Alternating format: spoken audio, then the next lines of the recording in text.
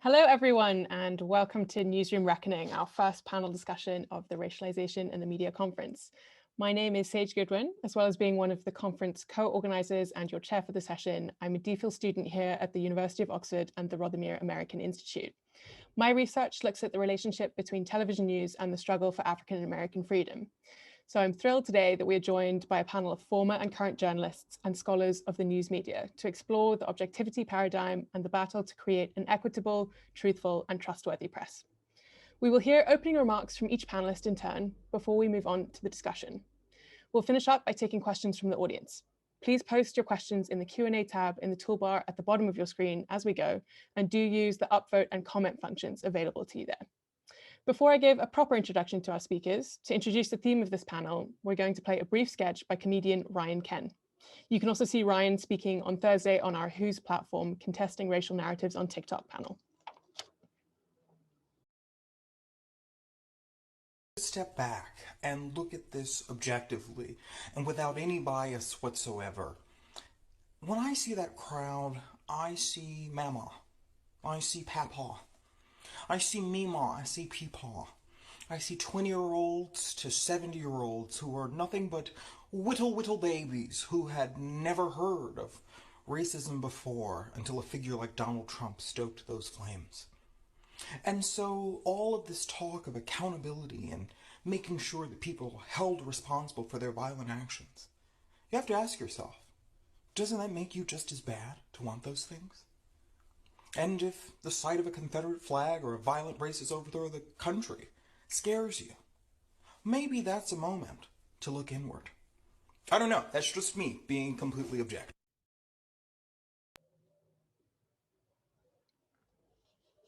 Now it is my great pleasure to introduce our speakers. We will begin with Jane Rhodes, who is a former journalist and current professor and department head of the Department of Black Studies at the University of Illinois, Chicago. Professor Rhodes studies media representations of Black social movements and how aggrieved groups mobilize media forms and expressive culture as acts of resistance. For over 30 years, she has been an instrumental voice in challenging the history of journalism put forward by a field dominated by white male scholars. Her current project, Rebel Media: Adventures in the History of the Black Public Sphere, is a collection of critical essays on radical Black media in the 20th century. Next, we have Carla Murphy. Carla is a former reporter turned essayist and editor and an advocate for journalism reform. She edits Lewis Raven Wallace's The View from Somewhere podcast, which explores the troubled history of objectivity and how it has been used as a tool for exclusion. Carla is currently a visiting fellow in Boston College's journalism program, as well as a vice president and a board member of the Journalism and Women Symposium, and an Echoing Ida editor. She has been commissioned by the Center for Community Media to research and write the state of Black news media in the US. Then we will be hearing from Candace Callison, an associate professor at the University of British Columbia's School of Journalism and the Institute for Critical Indigenous Studies. Dr. Callison's research and teaching are focused on changes to media practices and platforms, journalism ethics, the role of social movements in public discourse, and an understanding how issues related to science and technology become meaningful for diverse publics. She is the co-author of Reckoning, Journalism's Limits and Possibilities. Rounding up this wonderful group is Rowdy Chowdhury. Rowdy is a multidisciplinary journalist based in Toronto, Canada. In 2020, she won Canada's Dalton Camp Award for her essay, The Forever Battle of a Journalist of Color. She currently serves as associate editor at Chatelaine magazine. Now I have the honor of handing over to Professor Rhodes to start us off. Thank you, Sage, and welcome to the conference. I'm delighted to sort of kick things off, and I think this is going to be an extraordinary discussion, and I'm delighted to meet all of my colleagues here on the panel.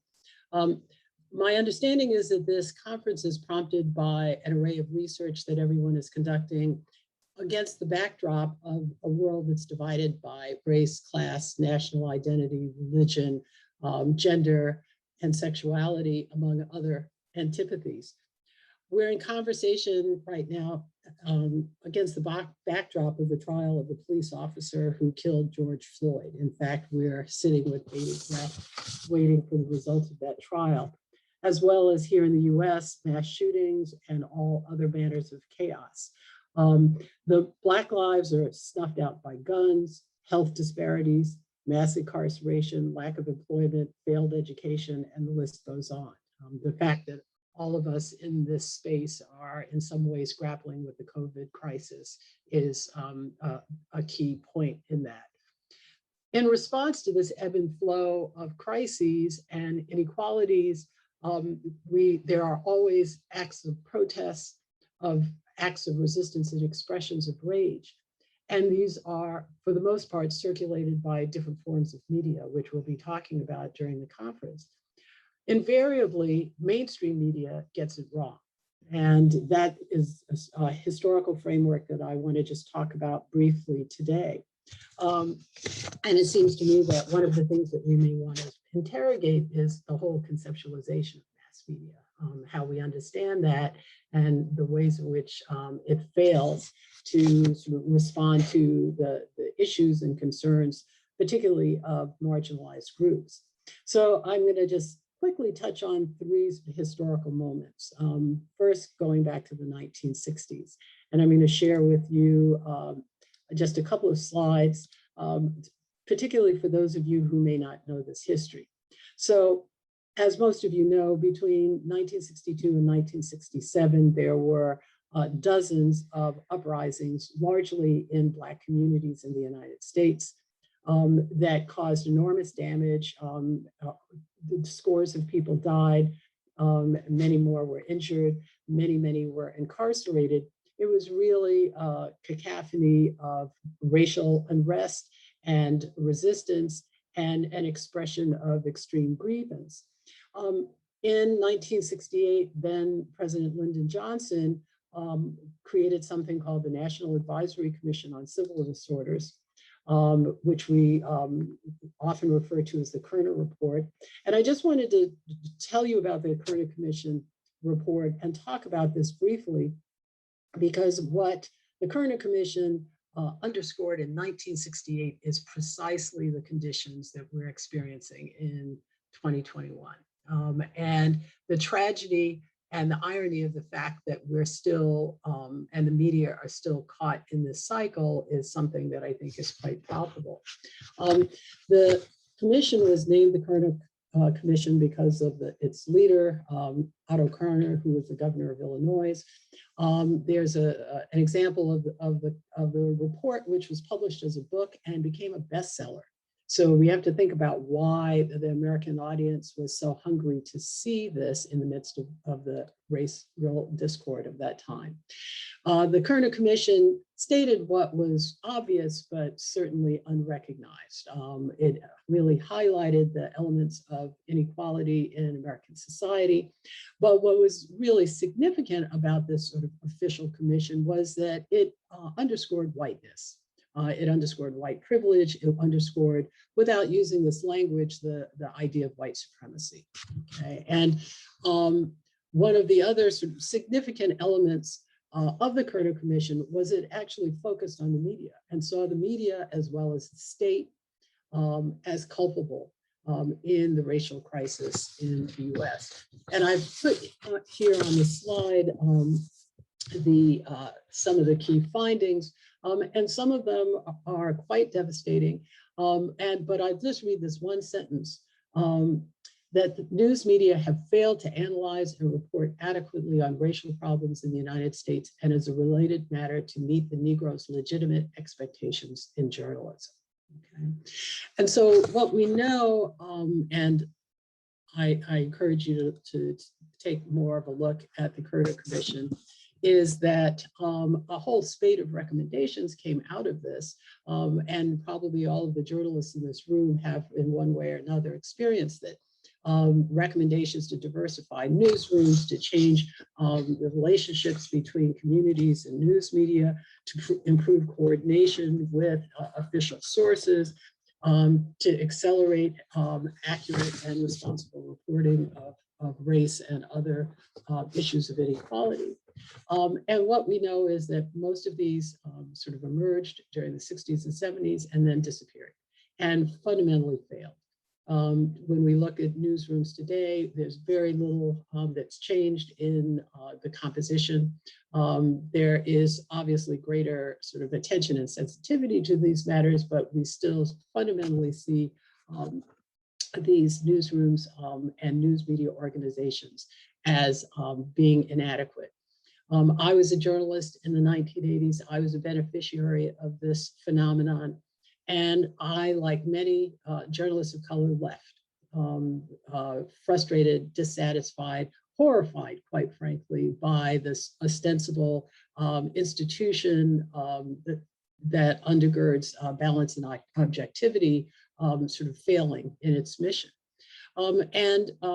I also taught in journalism school for a number of years and left that domain as well, because I found that that was an arena of higher education that simply reinforced rather than interrogated, critiqued, or transformed the media. So to wrap up and make sure we have time for everyone else, I think today, while there's certainly improvements in the news media, as we look at the uprisings of the last year, for example, the media tends to commit many of the same errors found in the Kerner Commission report. Exaggeration of the issues, failure to find community-based sources, reliance on the state and on official sources, focuses on property damage and random acts of violence. That has been very much the case in American media. And a polarization, increased polarization between a kind of supposedly liberal media discourse in opposition to what has become a rabidly racist media, particularly in the United States. And most of this is all in the quest to attract an audience. So like in the 60s, we see corporate mainstream news media struggling to balance their economic imperative with a sense of social responsibility and a quest towards improvement. This is particularly true for print, which faces extinction. And so you see them really scrambling for any strategy. There have been projects like the 1619 Project in the New York Times, which empowered journalists of color to create something of a critical text. But really, and there's been quite an uptick in attention to stories around race and inequality. But I would argue that even though the crisis of race often rises to the top of the fold, as the expression goes in print news, and community leaders occasionally have a voice, the guiding principle of the news media has not significantly altered. But as we know, token gestures do nothing, minor tweaks don't help. Just as the activists on the street demand a dramatic overhaul of policing and the courts and public policy, so the news media requires similar interventions. So I will stop there and look forward to the conversation. Thank you so much, Professor Rhodes. We'll now hand over to Carla Murphy. Thanks, Sage. Professor Rhodes, thanks so much. Let's see. So guys, I am going to be reading as I'm talking to you. Forgive me. Before I start, though, I do want to acknowledge and offer my condolences to those of you on the call who may have lost loved ones during this pandemic year. I count myself within that number. I just think that's important to do. And as Professor Rose mentioned, we are awaiting the verdict today for the Chauvin trial, the Floyd trial. Okay, so for me, the question I ask is, what makes the 2020 newsroom reckoning different from the ones that came before? I asked this last year, I ask it now. Of course, social media makes a difference, and we'll talk about that more in detail later on. But I also think about previous generations of journalists of color, like Professor Rhodes, their fights, their newsroom reckonings, their impact. When I was in high school in the early 90s, back to back, we had Rodney King, the LA Rebellion, or riots as newsrooms describe them. We had the Central Park 5, which occurred quite close to my school in Manhattan. Crown Heights, newsroom reckonings around racism happened then, they happened since. Those fights weren't Twitter public, of course, but what came of those fights? What came of those fights that lasted? That's my interest, and I hope some of our focus today. How do we move away from the repetition of the last 50 years? How do journalists get to lasting change, first for our industry, and second for the communities that we serve? The proximate reason I'm here with you today is because of two recent projects that intentionally reframe conversation away from diversity. Side note, I can't stand diversity conversations, and we can talk about that later in the discussion. but I wanted to share progress on those two projects, on that work, to help seed the conversation that we're going to have today. So briefly, first, I was an editor on Lewis Raven Wallace's podcast, The View from Somewhere. It's based on Lewis's book of the same name, which is about undoing the myth of journalistic objectivity. The book matters because it uses journalism's own history to show how publishers and newsrooms weaponized objectivity to exclude non-status quo voices. And this varies by region, time period, and their beats, of course, but those voices would generally be Black journalists, other journalists of color, labor journalists, LGBTQ, white women, so on. And of course, these identities are intersectional as well, right? They're not neat categories. Since producing the podcast, Lewis and I have led sessions at the University of Missouri's J School on going beyond objectivity to students and separately to some of their faculty. For those of you on the call, Mizzou is the United States' oldest journalism program and quite traditional. It was a good session, and this is work that Lewis and I plan to continue at the curricula level. The reason Lewis's book also matters to me personally, as a former journalist who's kind of returned to the field, is that it gave me the language to describe what I'd been experiencing throughout my career. I'd come to realize that my lack of objectivity was in my skin, and that's not a fight I can win. It's not a fight that's worth my attention. Life is too short. Which brings me to the second reason I'm here with you, the second project. I created and published last year the Leavers Survey of 101 former journalists of color who left journalism between the 1960s and up to about 2019. It's basically an exit survey. The main finding is that journalists of color, especially Black women, leave journalism at mid-career. Most of the respondents were women, about 80% were women actually. It's a starting point for more investigation, and I urge you to check it out on the Open News website. For me, more important than the survey findings, though, is that the survey itself exists. I've come to understand that it's a kind of way station for journalists in the industry who are currently in the industry and those who've left. It's let them know they're not crazy. And this validation is really important for making them the best journalists they can be. This survey came out in August 2020, and I always get notes from journalists of color. The definition of journalists of color was quite expansive. You could opt into it. So for example, the most recent note I got last week was from a Middle Eastern journalist, a woman who identifies as Muslim. And that can range, of course, for who identifies with the survey. So I urge you to check that out. Second, the existence of the survey is important to me because it reframes the newsroom and the industry as the problem. Usually in diversity conversations, I find that they focus on the hunt for qualified journalists of color, as though it's like some exotic wildebeest in the wild somewhere. It's really hard to find them. Efforts to train them, their inability to fit in, or I find that journalists of color are in the position of seeking to prove, explain, and convince. And I know this well because I was in all of those positions. And that brings me to the close of my little speech here and the topic of this panel, belonging. That's the word that kind of stuck out to me. And my closing question that I asked myself, I'll ask all of you, is the legacy media newsroom as is worth belonging to? Is it worth 50 more years of fixing? Thank you. Thank you so much, Carla. We'll now hand over to Professor Callison. Great. Thank you so much. It's such a pleasure to be in conversation and on this panel.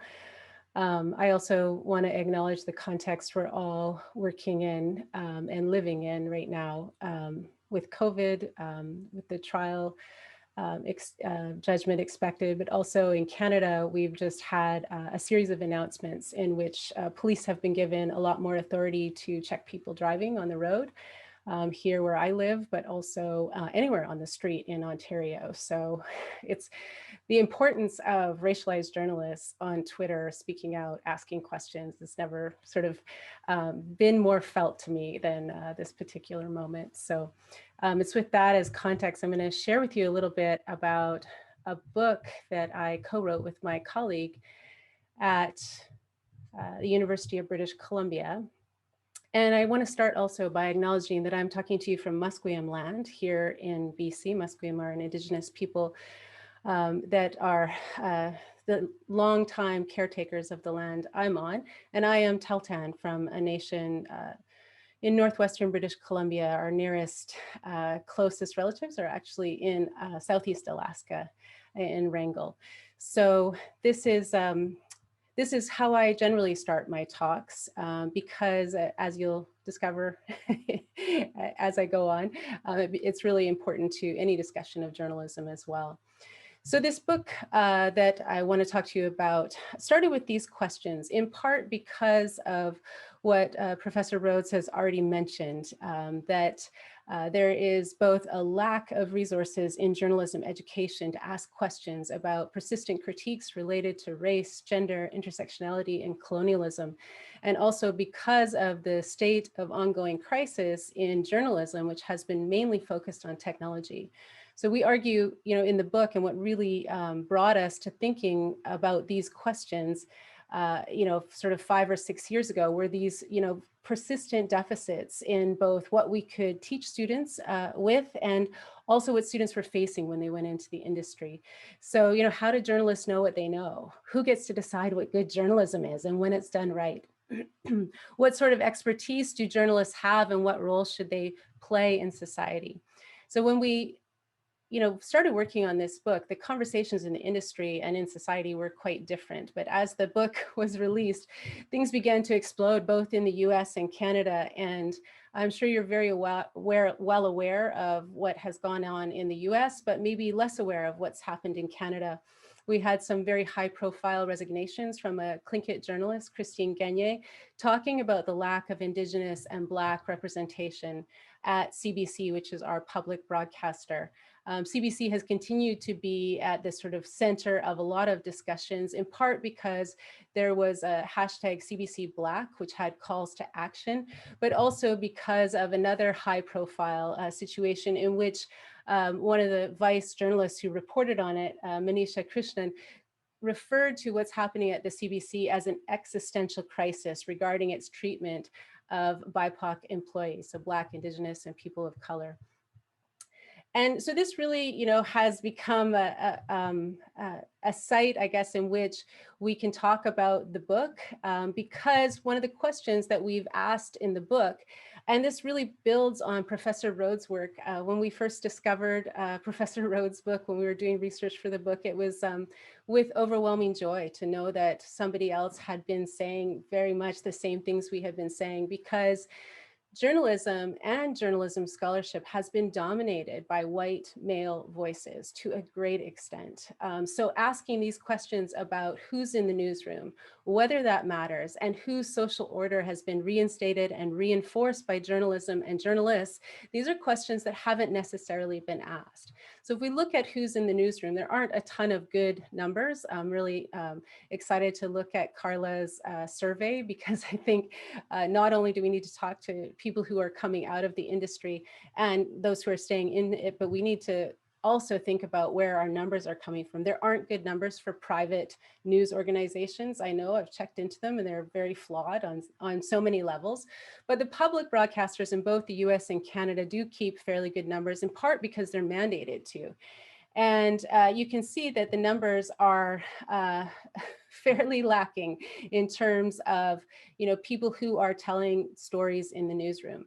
But if we look at this problem of social order, colonialism has been something that is tossed around often in discussions around and about Indigenous people. But we argue that settler colonialism is the terrain on which much of reporting is occurring, and the terrain on which many media institutions and the systems and structures of our society have been built.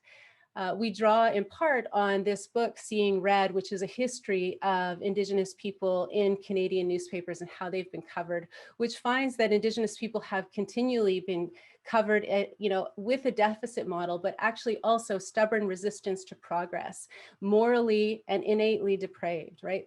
They find this throughout history, beginning with pre-Confederation in Canada. And so, whenever I talk about colonialism, I always also want to put out a definition of it so that we understand that colonialism comes in many forms depending on where you're at in the world. But in North America, settler colonialism is the dominant form of colonialism. So when newcomers, colonizers, settlers come to a place, claim it as their own, and do whatever it takes to disappear Indigenous peoples that are there. In order for settlers to usurp the land and extract its value, Indigenous peoples must be destroyed, removed, and made into ghosts. This is from an article by Indigenous feminists who have talked at great length about how acknowledging settler colonialism unsettles so much of what we take for granted, of the assumptions we make, of the way that even disciplinary conversations are built. And that also goes for journalism, and that's really at the heart of this book and op-eds that we've written about it. And importantly, right, objectivity really emerges at a time when so many people didn't have the vote, including Indigenous people in Canada. We didn't have the vote either until the 1960s. So really, we're talking about a history of journalism that glosses over who has a say in society, but also who's in the newsroom. And we build in part, on many of the things that Black, Indigenous, and other racialized journalists have been saying for quite some time, including Desmond Cole, whose book came out around the same time as ours, who argues that the false promise of objectivity in journalism reinforces white supremacy, props it up, really, adds to the colonial social order. And I'm just going to flip through a few other slides here very quickly, as I know my time is running out. But Pacinth Matar, who is a Black journalist working in Canada, wrote an essay that I've assigned continually to students, where she talks about, this deep crisis in credibility in Canadian media is not only about, the mistrust towards Black and Indigenous and other racialized journalists in the newsroom, but also from the audiences who've been paying attention. And so asking questions about, what audiences are expecting has really also often been with the assumption that most of the audiences who are paying attention are white and not necessarily racialized communities. So a question I often ask is, how would your story about Indigenous people change if you thought Indigenous people were in your audience? And this becomes really important when you report on things like climate change. So Julian Brave Noisecat, who's an Indigenous journalist, wrote a piece for Columbia Journalism Review where he talks about the limits of journalism, particularly when it comes to reporting on histories and systems that are buried and erased by colonialism. All without, acknowledging the ways in which journalists are challenged to tell these very complex, very layered stories when it comes to stories about the environment, when it comes to stories about what Indigenous communities are facing when it comes to climate change. So the stakes are very high, as my podcast producer, Rick Harp, has said on many occasions on the podcast, but also at a conference that we held on Indigenous communities and climate change, where he talked about, stories literally can be life or death, and the status quo is literally deadening and destroying us. So Indigenous journalism needs to really critically engage and critique the status quo in order to be of service to journalists. So I'll just close with this slide, because I think what we're arguing for when we argue for systems journalism as a sort of way to resolve a lot of these challenges is that what journalists think happened is deeply related to who they are and where they're coming from. Right? And there are multiple truths and perspectives that contribute to understanding what really happened. So recognizing, where you're located, which can be very hard if you don't even know your own history, has to become a part of methodology for journalists in order to situate themselves and also to situate events as sitting at the sort of crosshairs between systems and structures and histories that are often very present in any event that you're covering. That's it. Thank you so much, Professor Callison, and we'll now move on to Radia. First off, I'd like to extend my thanks to the organizers for inviting me to join this panel along with these other women whose work I so respect and admire. I'm here largely because last year I wrote an essay called The Forever Battle of a Journalist of Color, for which I won the Dalton Camp Award in Canada. I wrote this essay early 2020 before what has come to be known as the Summer of Racial Reckoning, when the media world, along with other industries, were brought to account for both the insidious and overt examples of specifically anti-Black racism and subsequently systemic racism upheld by gatekeepers and the traditions of this field.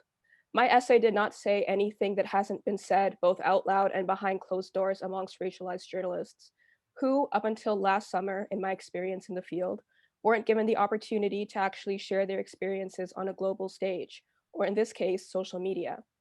I got into journalism because I am first and foremost a storyteller, but also because I grew up watching the facets of my identity be misrepresented in legacy media. I come from a neighborhood in Toronto, Canada that is made up primarily of racialized immigrants. I was aware of the prevalent narratives that existed of us to anyone who didn't live within the community, often one that centered on crime and poverty, but never with any nuance regarding the social, political, and economic barriers in place that affect those who live here.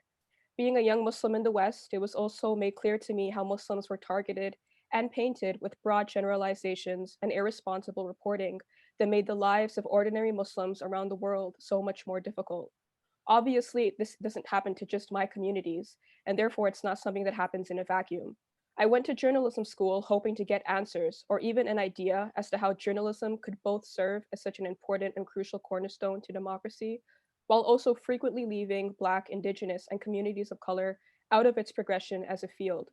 People don't go into journalism for the money. It's not a lot of money in it. They go into it because they have a penchant for curiosity, for the truth, for doing work that they believe matters, and for telling stories that matter. It's an enormous responsibility to enter this field. But the journalist is different from the system they must exist in, or journalism at large. My essay focused largely on objectivity, how the practice of this journalistic tenet has strayed from its original conception. What was supposed to initially be objective in nature was the process of verification, the process of news gathering, but it was never supposed to be the aim of journalism itself.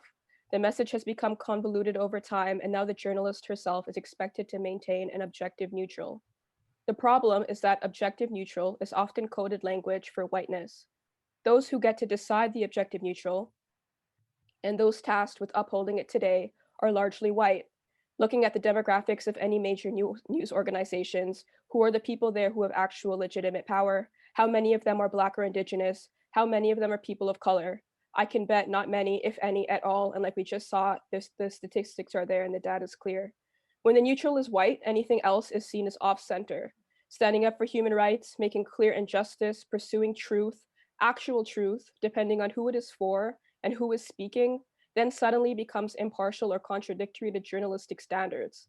This is an impossible and unfair predicament to put racialized journalists in, and it's detrimental to the field and to democracy itself, because it's asking a person to choose between their humanity and the truth they know for certain in order to fit themselves into a mold that was not created for them for the sake of their livelihood. Examples of systemic racism are often insidious. Because journalism has now largely equated objectivity with impartiality, because it's often about providing multiple sides to the story and letting the reader decide, it's become commonplace to say that the journalist should never be part of the story. But that distance is not afforded to many of us by virtue of our identities, many of which have been politicized. I've heard it said before, if you want to speak about racism, if you want to talk about systemic racism, become an activist. Journalism isn't for you. And I find this to be an extremely dangerous mode of thinking. Journalism prides itself on being committed to the truth, providing facts and context, being fair and accurate, but many of the traditions seem to shun these very ideals when it has anything to do with systemic racism and the lived realities of racialized people. All of a sudden, a racist act is not a fact, and we must be careful not to call a racist act, lest the audience accuse us of bias. We do a disservice to ourselves and this field when we don't think critically about these things and work on evolving our practice so that generations of journalists can do their jobs and tell stories without having to fight for a chance merely to exist in these spaces. I'm relieved that we're able to have conversations like this now, and I'm honored to be a part of it. Thank you so much, Radia, Professor Callison, Carla, and Professor Rhodes. Those are really great, thought-provoking starts to our discussion. So I would like to invite, if any of you have any comments that you want to pick up on from the others, from any of the other presentations, do please feel free to jump in. But while you're thinking of those, I'll start us off with one question.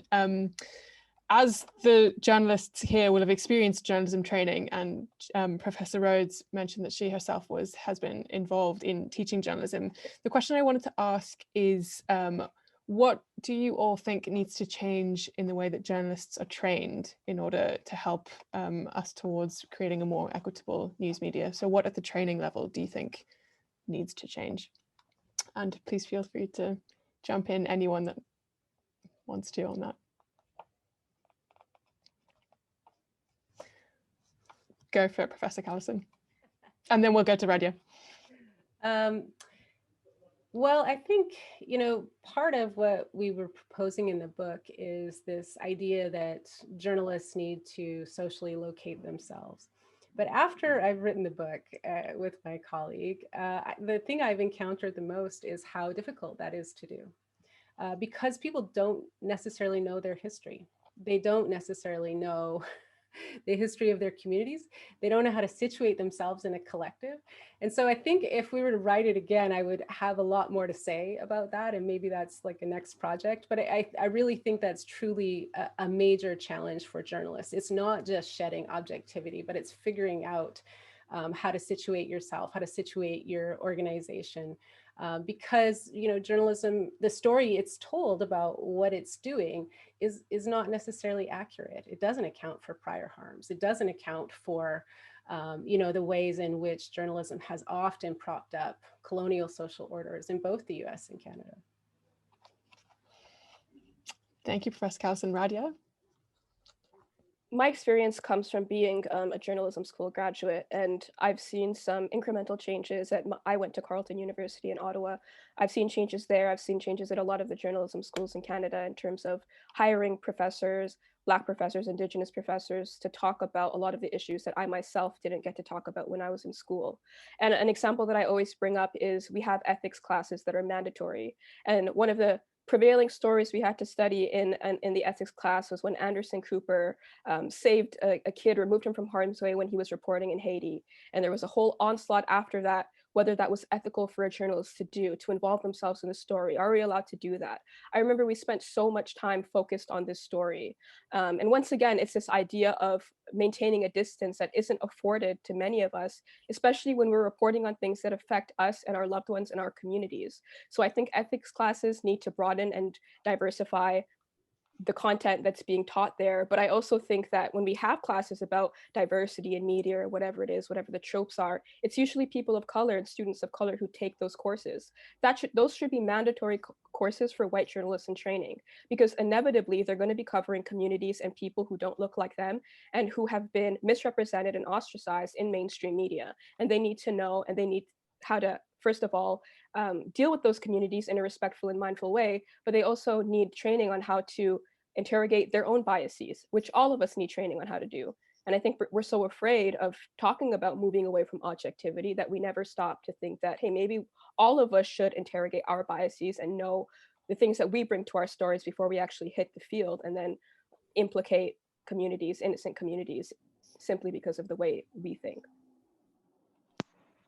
I just want to, oh, sorry, Jane. Go ahead, Jane. That's okay. Are you sure? Okay. And I just wanted to throw out one other perspective, which is, I think, a real conundrum, which is sort of the political economy of higher education, which I think really is very similar to the ways in which news media are structured, which is that it's very hard for journalism departments or schools of communication to change because they have an investment in maintaining the status quo, right? In terms of classes, in terms of faculty, in terms of, the various disciplines that are represented. I think one of the ways to sort of get at the kinds of things that Radia and Candace are talking about is that instead of this focus on technology and the technologies of the production of news, that there should be much more attention, many more courses, training that is really taking advantage of the broader understandings within the university, right? There should be partnerships with Indigenous studies and Black studies and gender studies. There should be, if you sign up to be a journalism major, you shouldn't just go down this one narrow track and never leave it. But that would be to disrupt the entire model of how higher education operates. So I think that is sort of a critical question. And it's actually the same sorts of challenges for the transformation of mainstream media.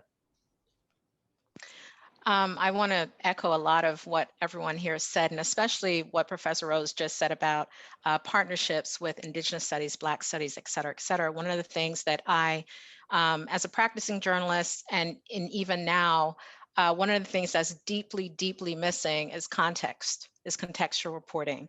And not just in a long New Yorker article, not just in narrative articles, like in regular, standard, everyday local journalism. We need more subject area specialization.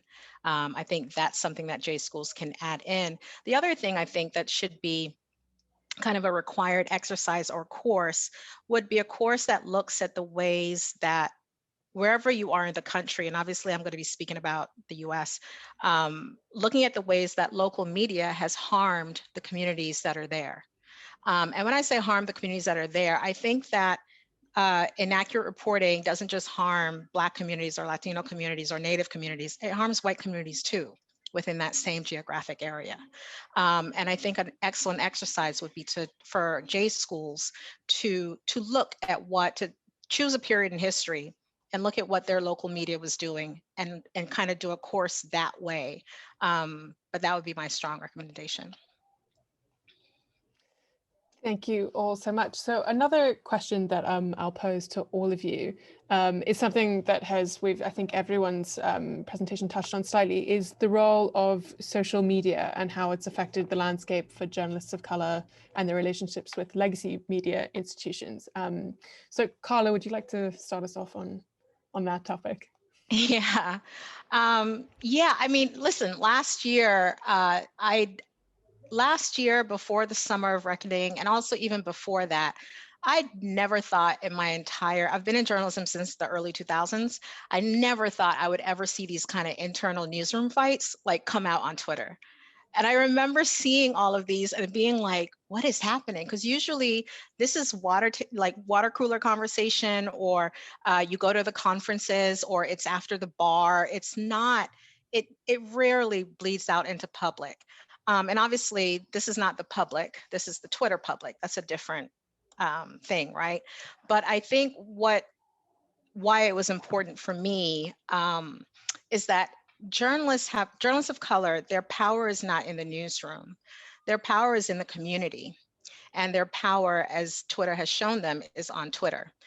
Newsroom leaders care about it. And it's a lever that can get newsroom leaders to pay attention. So I certainly think journalists of color see that and they use it.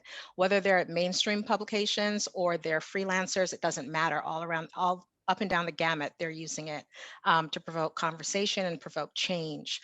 I think the other thing about social media that I've seen over the last, let's say since Trayvon Martin in 2012, I remember very clearly watching the movement of Twitter stories, especially conversations surfaced by Black Twitter or any non-status quo voices. I remember very clearly watching the migration of those conversations from Twitter onto the pages of the New York Times or the Washington Post or MSNBC. And that has become, and that's been such an extraordinary change to see. I think it's also affected the expansion and the redefinition of the op-ed pages. And I'm thinking most specifically here of the New York Times, but this has been happening at mainstream newsrooms across the country, at metro area newsrooms as well. There's been this retooling of the op-ed page to accommodate the kind of diversity of voices that happens on Twitter, right? To kind of capture that in the mainstream. The one question I have about that is that same kind of lens being applied to to the straight reporting pages as well, right? So I'm wondering if there's this kind of ghettoization of the race stuff in the op-ed pages, which holds less authority, and whether they're doing the same kind of analysis within the reporting pages. I hope that makes sense how I explained the two distinctions, but that's my take on the social media. Thank you so much, Carla. And Professor Rhodes, as a historian of the media, be really interested to hear your insight on what you think, how you think social media has changed things. Well, I'm fascinated by Carla's assessment because I think it's really sort of expansive and really, really helpful to see all of the different modes of effect. So I'm going to take notes and attend to those. There's a flip side, which is I think that social media has encouraged people, particularly young people, to distance themselves from long form news, right? Whether it's in television or in print or even the long form podcasts. And so that I think we have generations of folks who really are only interested in a few sound bites, who really don't know how to consume information and news because they're really oriented around the sort of the Twitter feed. So I think that is the sort of flip side, and it's also permitted people then to isolate themselves from the news. So the kind of profound polarization that has occurred in the US, I think, is in part fueled by social media, by the fact that you don't need to turn on the TV or listen to the radio or read the newspaper to get some sense of the headlines, but then there's no depth. Unless you're really very serious and you follow sources that are going to sort of fuel your curiosity. So I think that's a real challenge. Undoubtedly, I think the other element that I'll just throw in is that social media has been a powerful tool for organizing, right? And we can't deny that. I mean, it has, from the Arab Spring to Ferguson to this last summer, social media has been a way for activists, communities of color, other aggrieved groups to circumvent the media, right? And to be able to sort of broadcast what's happening. So, there's multiple valences in thinking about social media, but we have to be sort of cautious, and I think most scholars are today, about the potential for social media. Thank you so much, Professor Rhodes. Professor Callison, I know this is something that you touch on in your book. Would you like to share any thoughts with us? Yeah, we do a whole chapter looking at especially the way that Twitter has been such a powerful tool when it comes to especially missing and murdered Indigenous women and girls. And the ways in which, Indigenous intellectuals, Indigenous public figures have used Twitter to hold mainstream media accountable for, much of the deficit reporting that I described and for not acknowledging the role of colonialism. But I think also, to me, it's really fascinating how important, for me personally, but I think also Indigenous journalism has become. And I think this is probably similar in so many other communities too, is that Twitter also becomes a platform in which Indigenous journalists are participating, but they're also, pointing us to other analysis, other kinds of reporting. And I think that it's become such a valuable platform in that respect as well, not just for pushing back, but for, bringing Indigenous journalism into the conversation. But another thing, I mean, this is really fascinating to be in this conversation. I want to kind of respond to what everybody's saying, but I mean, I'm really interested in what Carla said about how op-eds end up reflecting the Twitter sphere, but you don't necessarily see that spill over into the newsroom. You don't necessarily see, diversifying, as complicated as that term is, in the newsroom. And I think this becomes really important because objectivity still holds so much sway, and we don't have still good definitions of what advocacy looks like. So are op-eds advocacy, or are they, situated knowledge that is being offered in a journalistic form? And is that really, what's so compelling about it? And then, from there follows a lot of questions I have about how journalists are experts or not, or how we think about expertise in this social media fueled platform where people are coming from somewhere, but what kinds of evidence they use, whether or not it meets the standard of journalistic norms around evidence is, another interesting related question for me. Thank you so much, Professor Callison. Radia, do you want to jump in? Yeah, I wanted to say that social media is sort of a double-edged sword for practicing journalists.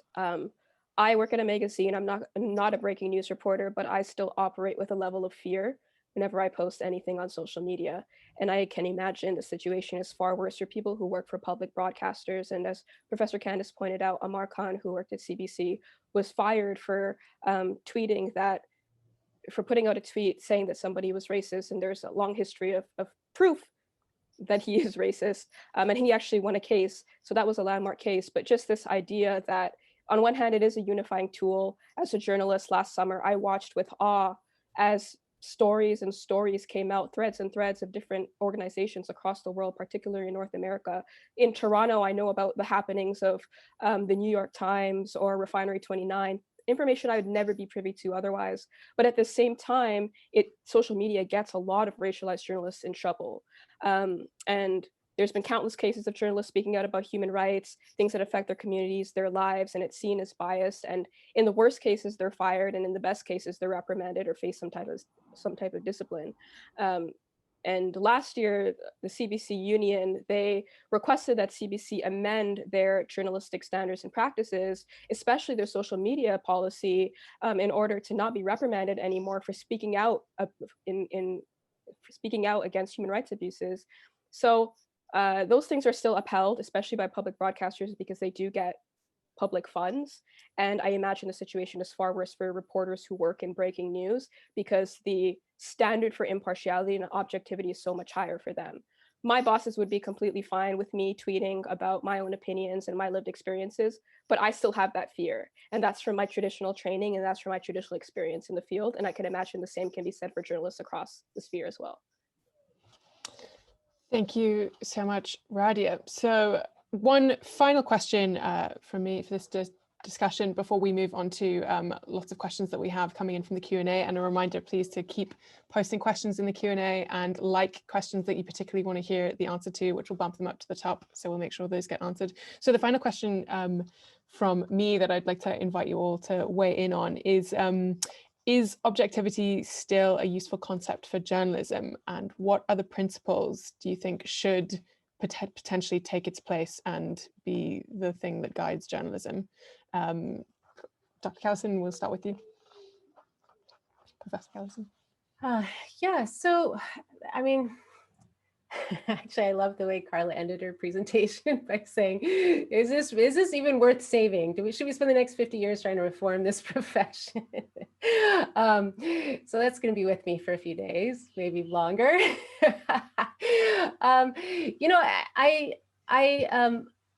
In the book with my co-author, Mary Lynn Young, we talk about situated knowledge as, a concept coming from feminist and STS, science and technology studies.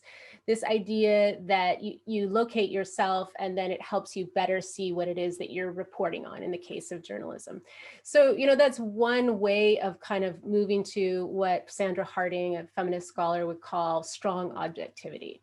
In other words, you're not throwing out, good measures for evaluating evidence. You're not throwing out the concept of facts or establishing facts.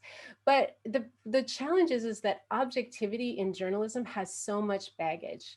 And I feel like if we continue to use that word, it still doesn't get us to, the view from somewhere, to use Lewis Raven Wallace's words, right? Like, I think that is really still the challenge, is recognizing that journalism is not outside culture. In fact, journalism, like science, has contributed to culture and is part of it and is absolutely enmeshed in it. So I really think we have to find other words and other ways of of thinking about how journalists should locate themselves, what kind of stance they have, and that, you know, it can't just be on the individual. I mean, this is another problem with media ethics, which I taught as a required course for many years at the UBC Journalism School.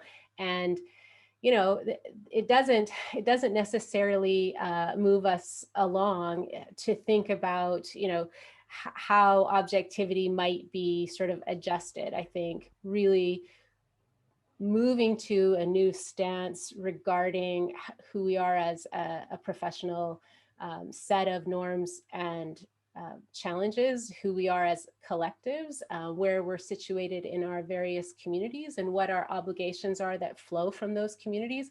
That gets us to, you know, perhaps another set of conversations. And as I said earlier, we have to start defining advocacy. Like, really, this ends up being a really big problem when journalists are accused of advocacy. We don't have good working definitions of that within professional discourse. Thank you so much, Professor Callison. Carla, go for it. I was just going to pick up on Professor Callison with definitions of terms. So that's something that I always bring up during these conversations, is that how are you defining? You go into a room with 15 journalists and you ask them to define, number one, no one usually defines objectivity. They're just talking about it like everyone's on the same page, right? Then if you ask them to define the term, you're going to hear 10 different things. And I think you're seeing the same issue with advocacy. So one of my things that I like to always ask people is, well, what are you defining it as? And for me, when I came into journalism, I had never seen objectivity. I'd never seen that as a goal, right? I always saw objectivity as the method of doing journalism. So what Professor Callison was just talking about there, verification, fact-finding, speaking to multiple sources. You know, I was a fact checker for like 6 years, because you have to support yourself in this industry. As Rowdy had talked about, you don't get the money, so you have to find some way to support yourself. I was a fact checker for a really long time. And that's what I see as objectivity, the pursuit of it, how you do the journalism. But that's not how I realize people talk to me in the newsroom. And it's not even so much the public, it's more so other journalists. Your question about whether we should move away from it, I think it's helpful to me as a method, but it's not helpful to me as the goal of journalism. I think our goal is to, as much as possible, be accurate and approach truth. And obviously, we're journalists, we're working under a time constraint, right? So that's always, we're in a field where you're going to make mistakes, and hopefully we're in a system that allows you to correct them very quickly and loudly. But this sense of like, it's interesting to me how objectivity seems to have taken on a life of its own. It's not even within the standard of rules within our guide is SPJ, the Society for Professional Journalists. Objectivity isn't mentioned in there. I used the Kovacs and Rosenstiel book about teaching journalism. It's not in there, but somehow it's still alive in journalistic culture. And that's something that is very interesting to me. There are like these two conversations happening within the field about objectivity and its value. And the last thing I want to say about it is picking up on Professor Callison. For me and for the class that I teach, one of the questions I ask my students is, and I'm trying to get them to be more self-reflective about their position within society, within culture, with our politics and economics. One of the questions I ask them to explore, and this is an undergraduate class, is how is your family connected to policy, right? And I pick a certain period, and I usually pick the New Deal period. How is your family directly connected to policy? Because people usually they don't think about things like that. They're not aware of things like that. For me as an immigrant, I purposely have done the work of looking at, well, which policies affected my family? Which policies got my family to this country from the Caribbean? Which civil rights laws affected me? I look at that, and that makes me a better journalist. But again, this goes to what Professor Callison's talking about the building in self-reflection, I think will make you a better and more critical journalist. Thank you so much, Carla. Professor Rhodes. Yeah, if I can just throw in and try to be a little bit provocative, I would suggest that, journalists and journalism educators really need to sort of interrogate and be willing to sort of dismantle the sort of ideas, not only of objectivity, but of truth. I mean, we're in a historical moment now where everyone asks, well, whose truth, right? Is Fox News delivering a certain kind of truth to its audiences and its publics? And they would argue yes. And I think that there's these kind of fundamental sort of philosophical questions that journalism, sort of bypasses. And this is very much what Candace and Carla have been saying, to simply talk about objectivity as being a kind of a guiding principle for journalism. Now, if I put my historian's hat on, we have to remember that, at the turn of the 20th century, journalism was much more of a free-for-all. In many regards, it resembled some of the elements of journalism today where, corporate interests and political interests were right there out front. What the industry wanted to do was to mimic what they saw as being the empiricism of the sciences, right? And so there was a concerted effort to shift towards this idea of objectivity to sort of make journalism serious, and to make people sort of trust journalism, and to really instantiate journalism's role as a critical part of civil society. But how much did people, it just became a sort of shorthand in the news media rather than something that was really sort of understood and seen as changing over time, right? And so I think, part of the real challenge with the idea of journalism, journalistic objectivity, as Carla said, is that people don't know what it is. They rely on it as a sort of shield to protect the work that's done, rather than, as Candace suggests, this idea of situated knowledges, that you've got to look at positionality, you've got to look at worldviews. An Indigenous worldview is going to be considerably different from, one that's, Western and colonialist, for just as an example. So, I think it's a very fundamental, very sort of fraught question for journalism. Thank you, Professor Rhodes. Radia, do you want to add in anything to that question? Yeah, I think one of the problems is largely that whenever criticisms of objectivity and journalistic practice are brought up on a public or general scale, there's always this like knee-jerk reaction of like, okay, you just want us to be partisan then, you just want to talk about your own opinions and you just want a subjective press. And that's not what any of us are saying, of course, but there's that reaction always because we're so embedded in what we've been taught and what we've known to be objective in nature of journalism over this time, that really no further interrogation has happened. And like the women before me have said, we keep holding on to objectivity because it's become sort of a tenet of journalism, but it doesn't mean the same thing for every person. The definition differs depending on who you ask. And of course, I believe that it is useful in news gathering and information gathering and in the verification of sources and facts. But even when we think about facts, like what is a fact? There's a lot of climate deniers who don't believe in facts. And oftentimes when we're like pursuing objective stories, we'll give them space on our pages and in our word counts because we're trying to maintain objective neutrals. So even then there is a hypocrisy built into the field. And I believe that context, contextualizing stories, which Carla said in her opening statement, is so important. And not just in long-form journalism, but in every story that we tell. When we're talking about protests, when we're talking about anything, there should be context about the facts that we use so that those stories don't just stand alone. Thank you so much, Radia. Thank you, everyone. So we're going to move over to the Q&A from the audience now. We have a question from a PhD student at Howard University who has a question for Professor Rhodes. They say, as you've discussed the role of the Black public sphere in your introduction, how can racialized people reassert agency in digital spaces? Also, how can digital spaces be used to reject dominant racialized narratives? So that's for Professor Rhodes. Well, I'm not sure I'm the best person to answer that. I think Carla and Rowdy and Candace have all sort of addressed that. So I might ask you all to chime in. You know, racialized subjects have seized social media. They have claimed that space. There, you know, there's a reason why there's a, you know, Black Twitter is, you know, sort of a well understood sort of space in that medium. I think that there's, you know, there's certainly ways that social media can continue to be, you know, sort of voices for the underserved and the aggrieved.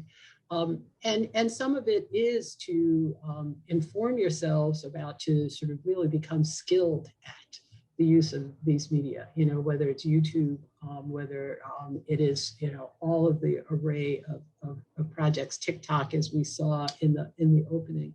But I think it's already happening. I think that folks have appropriated social media precisely because they feel alienated from the mainstream. Thank you. Yeah, sorry. No, go for it, Carla. Just real quick, I think, yes, with Professor Rhodes, it's already happened. I think the question for me is then, how do you move the agency of social media into material power?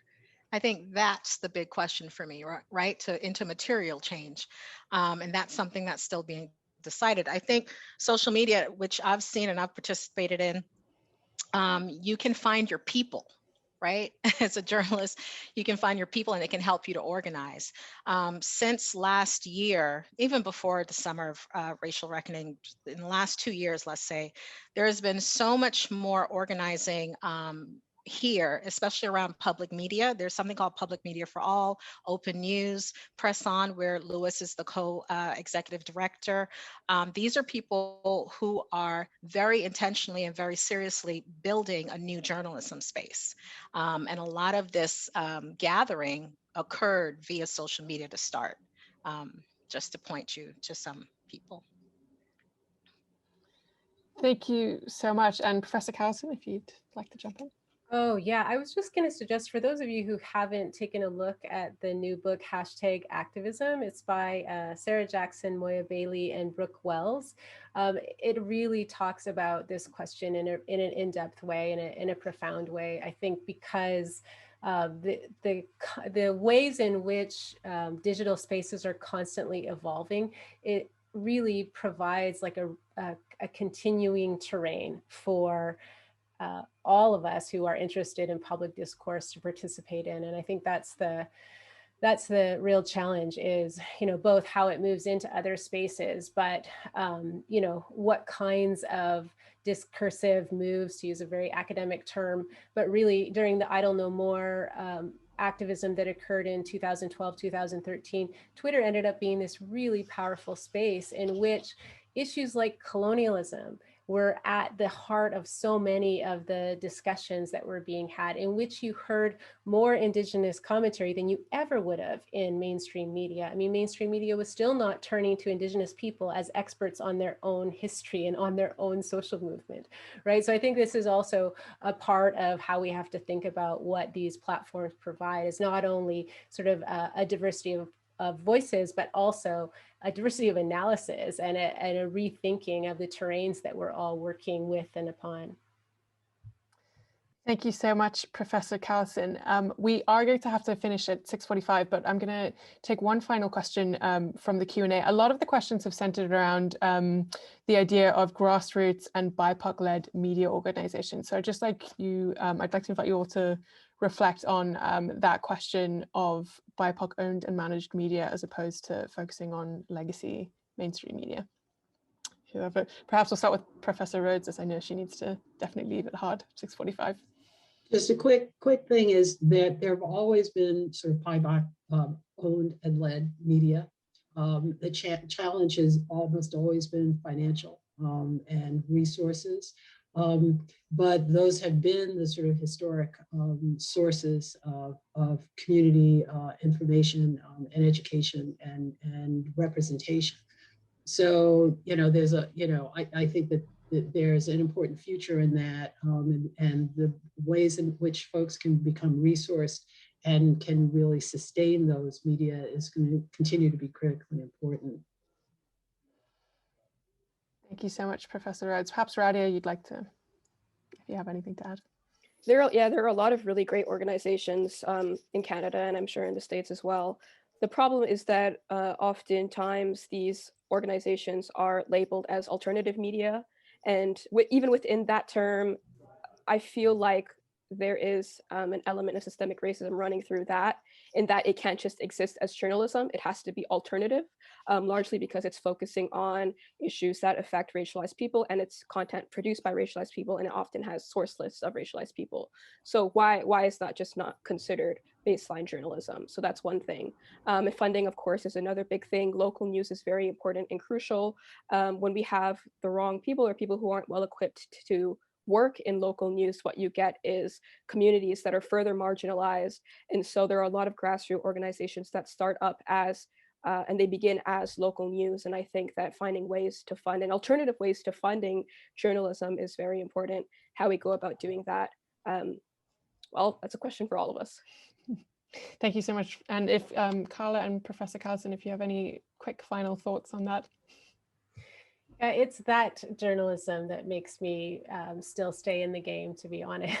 It's the Indigenous journalists that I work with who are telling different kinds of stories, you know, and really doing the transformative work around journalism methods too. And I always say when I talk about the book that if this was written by a Black or Latinx or Muslim or, you know, any of the racialized people I think about who are scholars alongside me, if they had written this book, they would have told a similar story about methods being transformed, about the kind of work they're constantly doing, pushing against prior journalism, and really, you know, thinking about how to support communities.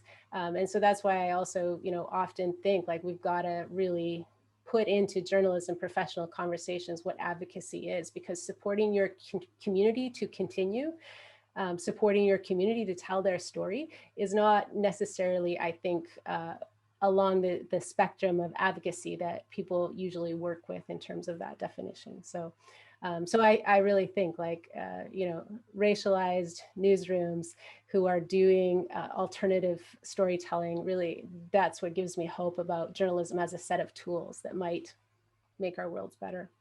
Thank you so much. And final note from Carla.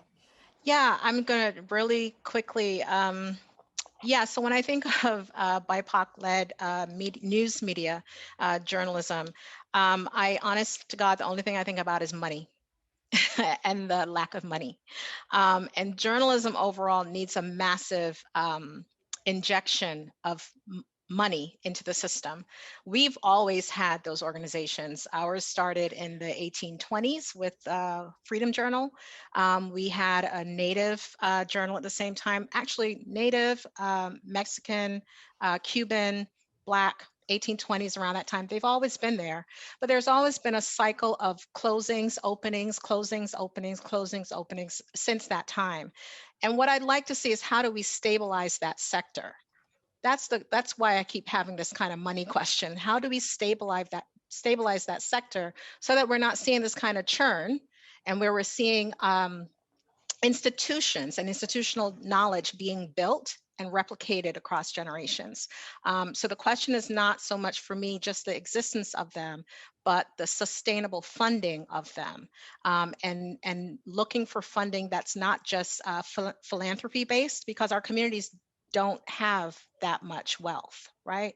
So philanthropy wouldn't be an answer for BIPOC communities necessarily, but looking at government funding, media policy, how we need to change all of that. So those are the kinds of questions that I have, and I hope other people have too. Thank you so much. And Professor Rhodes did have to leave. I know she has a class to teach shortly. So unfortunately, that's all we have time for today. Thank you, everyone who has joined us, and a huge thank you to our speakers for sharing their fascinating insights with us in this very thought-provoking discussion. I hope many of you will be able to join us for the rest of the conversations we have lined up this week. But until then, goodbye, and I hope everyone enjoys the rest of their days.